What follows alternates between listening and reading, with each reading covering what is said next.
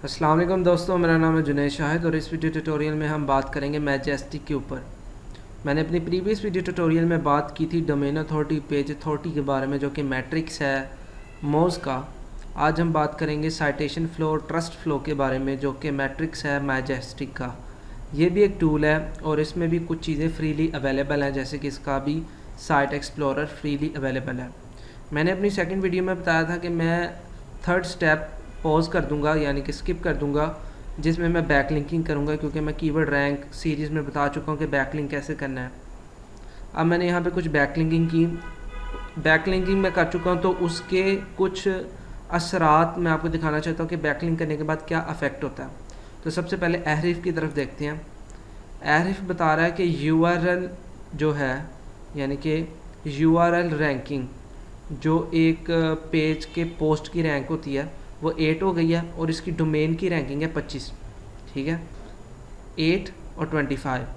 Backlink इसके 12 और domain इसकी 7 है, और अभी तक इसका ऑर्गेनिक कीवर्ड कोई भी नहीं बना और ना ही यहाँ से मुझे कोई ट्रैफिक आ रही है। तो बताने का सिर्फ ये मकसद था कि अगर आप किसी डोमेन को लेते हैं ज़ीरो से, तो उसके ये दोनों पैरामीटर ज़ीरो होते हैं। फॉर एग्ज़ाम्पल, अगर मैं कोई भी ब्लॉग स्पॉट उठाऊँ जो फ्रेश बनाओ, जैसा कि मैंने एक और ब्लॉग स्पॉट बनाया था, Lahore blogger blogspot.com, I guess यही है वो जो मैंने रिसेंटली, हाँ जी यही है जो मैंने आज बनाया रिसेंटली।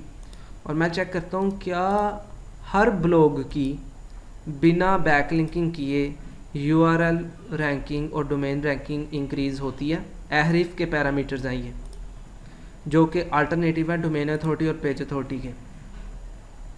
तो ये मैंने आज ब्लॉग स्पॉट बनाया, लाहौर blogger.blogspot.com, सिर्फ टेस्टिंग के लिए, बताने के लिए कि अगर आप बैकलिंकिंग नहीं बनाएंगे तो ना तो आपकी URL रैंकिंग होगी, ना तो डोमेन रैंकिंग होगी, आपका ब्लॉग है ज़ीरो। अब ये जो ब्लॉग है optimizationproblems.blogspot.com, ये अब ज़ीरो नहीं रहा, ये अब ज़ीरो से ऊपर आ गया। ठीक है, और जैसा कि मैंने अपनी प्रीवियस वीडियो ट्यूटोरियल में बात की थी कि आपने बैकलिंक वहाँ से लेना है जहाँ की डोमेन अथॉरिटी और पेज अथॉरिटी हाई हो। तो यहाँ पे एक एनालिसिस आ रहा है जिसमें बता रहा है कि 11 बैकलिंक है जो कि डू फॉलो है, और एक बैकलिंक है जो कि नो फॉलो है, और 12 के 12 बैकलिंक जो है टेक्स्ट बेस है, एंकर बेस्ड है। और यहाँ पे उन बैकलिंक की हेल्थ आ रही है। 7 बैकलिंक 0 से 10 हेल्थ के हैं URL रैंकिंग के, यानी कि पेज अथॉरिटी, जिनकी 0 से 10 है, और 5 ऐसे बैकलिंक हैं जिनकी पेज अथॉरिटी 20 से 30 है। तो ये जितने अच्छे मुझे हेल्थ के बैकलिंक मिलते जाएंगे, फॉर एग्जांपल मुझे 90 से 100 का मिला होता तो मेरी URL रैंकिंग 30-40 होती। ठीक है, तो जितनी हाई अथॉरिटी पेज अथॉरिटी से बैकलिंक है ये चीज़ इंक्रीज़ होगी। ये मैं आपको सिर्फ बताने के लिए कह रहा हूँ कि मैंने अपनी सेकंड वीडियो बैकलिंकिंग वाली नहीं बनाई, तो थर्ड वीडियो में मैं सिर्फ उसका रिज़ल्ट दिखा रहा हूँ। तो यहाँ पे रिज़ल्ट आना शुरू हो गया और ये इंक्रीज़ हो रहा है, डोमेन रैंकिंग और URL रैंकिंग। तो इसको बंद कर देते हैं। अब आ जाते हैं मैजेस्टिक के ऊपर। मैजेस्टिक भी एक मोज के जैसा एक टूल है SEO का, जो कि बताता है साइटेशन फ़्लो और ट्रस्ट फ़्लो। तो पहले समझ लेते हैं साइटेशन फ़्लो क्या होता है। साइटेशन फ़्लो को आप डोमेन अथॉरिटी समझें और ट्रस्ट फ़्लो को आप पेज अथॉरिटी समझें। साइटेशन फ़्लो में ये होता है कि अगर एक डोमेन से कोई बंदा बैकलिंक लेता है तो उस डोमेन से कितना लिंक का जूस फॉलो करेगा, यानी कि उसको लिंक का कितना फ़ायदा होगा। और अगर कोई उस डोमेन की अगर ट्रस्ट फ़्लो हाई है और वहाँ से वो बैकलिंक गेन करता है, तो उसकी पोस्ट की या उसकी डोमेन की ट्रस्ट की जो वर्थ है वो इंक्रीज़ हो रही है।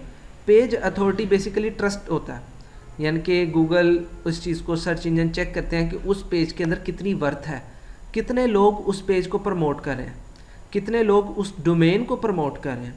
क्योंकि समटाइम ये होता है कि लोग पेज को तो प्रमोट करते हैं लेकिन डोमेन को प्रमोट नहीं करते। इसकी सबसे बड़ी एग्जांपल ये है कि फेसबुक की डोमेन को भी प्रमोट किया जाता है और उसके पेज को भी प्रमोट किया जाता है। कैसे? हमारी जो प्रोफाइलें हैं वो फेसबुक के पेजेस हैं, यानी कि उसके एक पोस्ट है, और जो facebook.com है वो उसकी डोमेन है। तो हर कोई बंदा जब कोई आर्टिकल लिखता है वो facebook.com को बैकलिंक करता है और साथ ही साथ अपनी वेबसाइट में अपनी प्रोफाइल को भी बैकलिंक करता है। इस तरह से फेसबुक को डोमेन अथॉरिटी भी जा रही है और पेज अथॉरिटी भी जा रही है, ट्रस्ट फ्लो भी जा रहा है, साइटेशन फ्लो भी जा रहा है। ठीक है, तो अब मैंने इसकी बैकलिंकिंग की। सबसे पहले मैं आपको ये दिखाता हूँ कि अगर आप किसी भी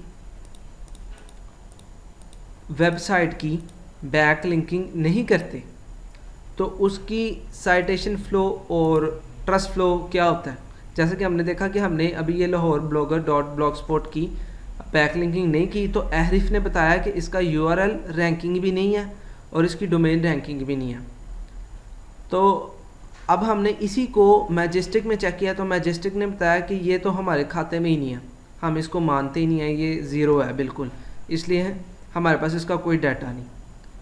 और जैसे ही मैंने इस डोमेन को चेक किया तो मैजेस्टिक ने मुझे बताया कि इसका ट्रस्ट फ्लो है 10 और इसका साइटेशन फ्लो है 28। और मैंने सिर्फ इसको जो मैजेस्टिक ने काउंट किए, मैजेस्टिक ने कहा 6 डोमेन है और उनकी 6 IP है, हर डोमेन एक IP पे है और 6 डोमेनों से 10 बैकलिंक्स हैं। ठीक है, और इसका ट्रस्ट फ्लो उसने 10 काउंट किया और साइटेशन फ्लो इसका 28 काउंट किया। अब यहीं पे मैंने अपनी वेबसाइट का कंपैरिजन किया तो मेरी वेबसाइट का ट्रस्ट फ्लो 25 है और साइटेशन फ्लो 32 है, जबकि मेरे एक्सटर्नल बैकलिंक 350 हैं, यानी कि 3500 प्लस हैं और मुझे डोमेन है 116 डोमेन्स मुझे बैकलिंक प्रोवाइड कर रही हैं। और तब जाके मेरा ट्रस्ट फ्लो 25 और साइटेशन फ्लो 32 बना, जबकि इसको मैंने सिर्फ 6 डोमेन से बैकलिंक दिया है, साइटेशन फ्लो 28 है, ट्रस्ट फ्लो 10 है। उसकी वजह ये है कि जब मैंने अपनी बिगिनिंग में बैकलिंकिंग शुरू की थी तो मैंने ब्लॉग स्पॉट से बहुत ज़्यादा बैकलिंक उठाए थे और उसकी वजह से अब मैं जितने भी अच्छे बैकलिंक्स बनाता हूँ तो मुझे उसकी वर्थ कम मिलती है, क्योंकि मेरे पास्ट में इतने ज़्यादा बैकलिंक है तो वो जब एवरेज निकलती है तो एवरेज कम हो जाती है हमेशा। तो इसकी तरफ देखते हैं, यहाँ पे ये बता रहा है, ये एक ग्राफ है जिसके अंदर बता रहा है कि जो डोमेन्स हैं उनकी साइटेशन फ़्लो और ट्रस्ट फ्लो क्या है। अच्छा, अब यहाँ पे देखें ये मैट्रिक्स बता रहा है कि 10 डोमेन 10 बैकलिंक है और 10 के 10 फॉलो हैं, 10 के 10 फॉलो हैं, डू फॉलो, और 10 के 10 जो हैं टेक्स्ट की बेस के अंदर बैकलिंक है और 10 के 10 एक्टिवेट हैं, इस टाइम डिलीट कोई भी नहीं हुआ। और उनके एंकर टेक्स्ट मैंने क्या रखे हैं, बेसिक ऑप्टिमाइजेशन प्रॉब्लम्स, 6 डोमेने इस कीवर्ड को कर रही हैं और 6 इसको कर रही हैं ऑप्टिमाइजेशन प्रॉब्लम्स, और नेटवर्क ऑप्टिमाइजेशन प्रॉब्लम्स 5 डोमेने इसको बैकलिंक प्रोवाइड कर रही हैं और ये सब के सब डू फॉलो है।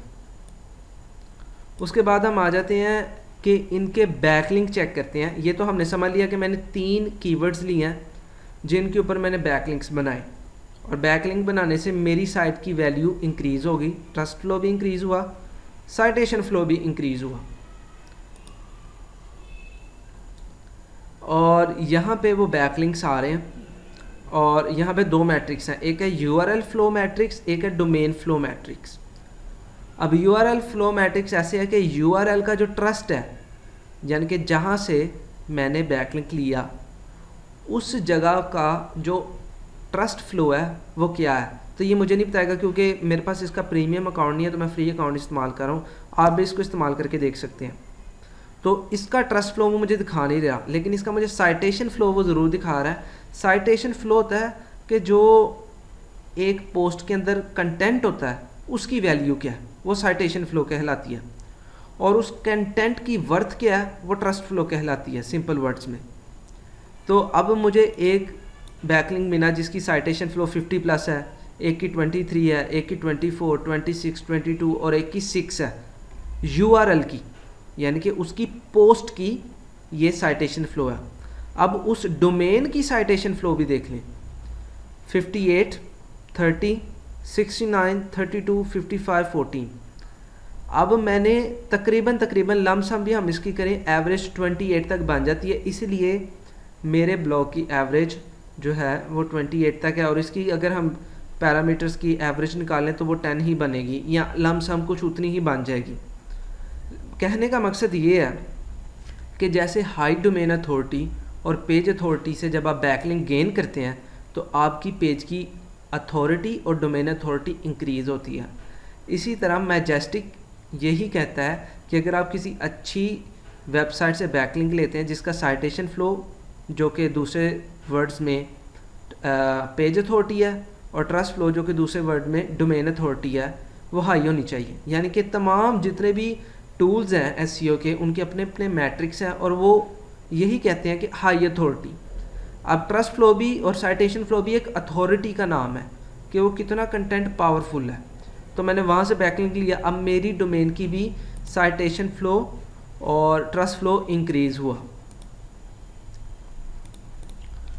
उसके अलावा देखते हैं और ठीक है, उसके अलावा ये बता रहा है कि किस किस डोमेन से कितने कितने बैकलिंक्स आए हैं और उनके साइटेशन फ़्लो क्या हैं, average citation flow, trust flow क्या है, और उनके एलेक्सा रैंक भी आप देख सकते हैं कि ये एलेक्सा रैंक बहुत अच्छा है जहाँ से मैंने बैकलिंक लिया है, ये भी बहुत अच्छा है, ये एवरेज है। और यहाँ से मैंने एक बैकलिंक है, एक बैकलिंक यहाँ से है, एक बैकलिंक यहाँ से है, जिनके एलेक्सा रैंक भी अच्छे हैं। अगर आप इसको परचेज़ करना चाहें तो आप इसको परचेज़ कर सकते हैं, क्योंकि मैंने सिर्फ एजुकेशन के तौर पे ये बताना था कि ट्रस्ट फ़्लो और साइटेशन फ़्लो भी एक मैट्रिक्स हैं एसईओ के लिहाज से। क्योंकि जब अगर कोई बंदा सर्च इंजन ऑप्टिमाइजेशन की जॉब करना चाहता है तो उसको ये तमाम पैरामीटर्स का पता होना बहुत ज़रूरी है, क्योंकि एसईओ एक बहुत बड़ी फील्ड है जिसके अंदर बहुत ज़्यादा पैरामीटर्स हैं। तो मैंने पिछले वीडियो में डोमेन अथॉरिटी, पेज अथॉरिटी के बारे में बताया था, आज मैंने साइटेशन फ़्लो और ट्रस्ट फ़्लो के बारे में बताया। आप जितनी अच्छी वेबसाइट्स है जिसकी डोमेन अथॉरिटी, पेज अथॉरिटी अच्छी है, उसके ऑटोमेटिकली साइटेशन फ़्लो भी अच्छा होगा और ट्रस्ट फ़्लो भी उसका अच्छा होगा। जैसे आप मेरी वेबसाइट देख सकते हैं, इसका साइटेशन फ़्लो और ट्रस्ट फ़्लो कितना है, लेकिन ये इसलिए है कि मैंने बहुत ज़्यादा जो है बैक लिंकिंग की है वो, लेकिन अब मैं अपनी बैक लिंकिंग स्ट्रेटजी को इम्प्रूव कर रहा हूँ। मैं ये कोर्स इसलिए बना रहा हूँ कि जब कोई बेसिक से बैकलिंक बनाए तो वो एक्यूरेट बैकलिंक बनाए, डोमेन्स कम हो और पावर उनकी ज़्यादा मिले आपको। ठीक है, अभी तक मोज़ ने अपडेशन नहीं दी। मोज़ 1 महीने बाद अपडेट होता है, तो 1 महीने तक तो ये कोर्स चलता रहेगा, तब पता लगेगा कि मोज़ ने इसकी पेज अथॉरिटी कितनी इंक्रीज़ की। अभी इसकी 1 है बाय डिफ़ॉल्ट, तो ये कितनी मोज़ इसकी इंक्रीज़ करता है पेज अथॉरिटी, उसको भी हम स्टडी करेंगे। आज हमने स्टडी किया कि ट्रस्ट फ़्लो और साइटेशन फ़्लो क्या होता है और कैसे कैसे इसको इंक्रीज़ किया जा सकता है। मैं उम्मीद करता हूँ ये वीडियो आपके लिए काफ़ी इन्फॉर्मेटिव होगी। नेक्स्ट ट्यूटोरियल के लिए अल्लाह हाफ़िज़।